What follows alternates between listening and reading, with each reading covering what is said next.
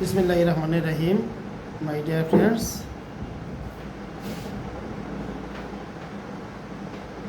যদি কাহারও পারিভাষিক কারণে এবং স্বাস্থ্যগত কারণে মন মানসিকতা এমন পর্যায়ে চলে যায়, সে নিজেকে সঙ্গীহীন মনে করে, নিজেকে পরিত্যক্ত মনে করে তাহার পৃথিবীতে কেহ নাই, কেহ তাকে ভালোবাসে না, সে বড় একা হয়ে গেছে।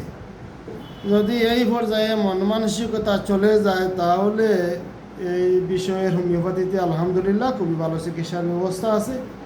তো এই ব্যাপারে হোমিওপ্যাথিতে যে মেডিসিনগুলো আছে, সেই মেডিসিনগুলো আমার প্রিয় নতুন হোমিওপ্যাথ বন্ধুদের জন্য একটু বলে দিতে চাই।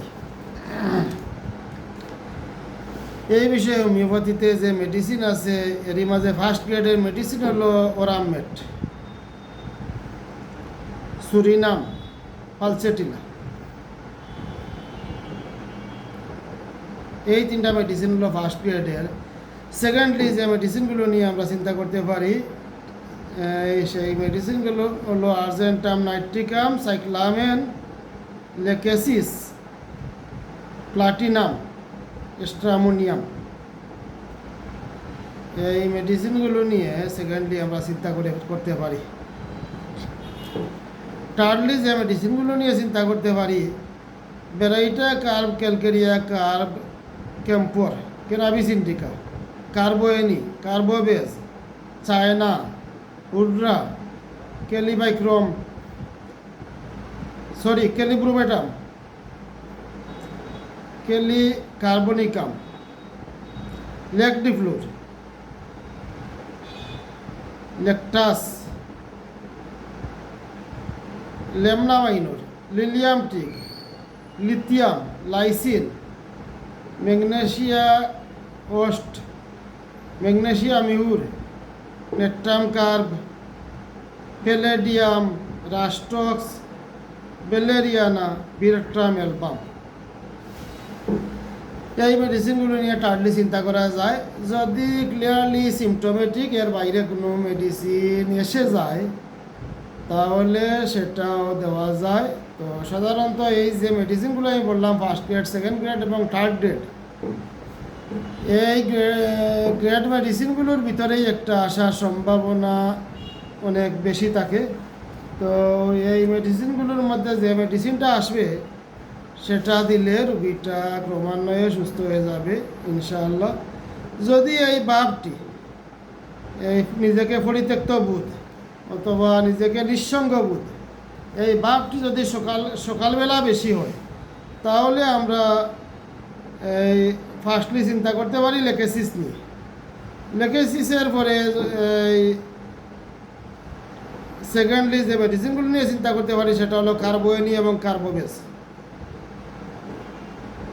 সন্ধ্যাকালে যদি এই ফরসেকিং বা অ্যাবান্ডনিড সিমটমটা বৃদ্ধি হয়, তাহলে আমরা ফার্স্টলি পালসেটিনা নিয়ে চিন্তা করতে পারি, সেকেন্ডলি ব্রাইটা কার্ব নিয়ে চিন্তা করতে পারি। যদি খোলা বাতাসে এই ভাবটি বেড়ে যায়, তাহলে আমরা রাস্টক্স নিয়ে চিন্তা করতে পারি। জাগ্রত হলে, ঘুম হতে জাগ্রত হলে যদি এই ভাবটি বেড়ে যায়, তাহলে আমরা লেকেসিস এবং আর্জেন্টাম নাইট্রিকাম নিয়ে চিন্তা করতে পারি।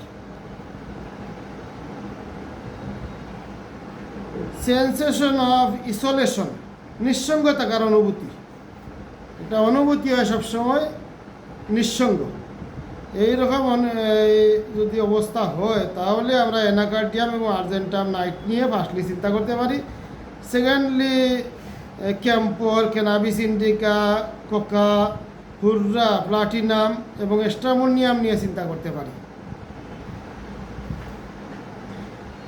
এই অবস্থায় আরও কিছু কথা বলা যায়।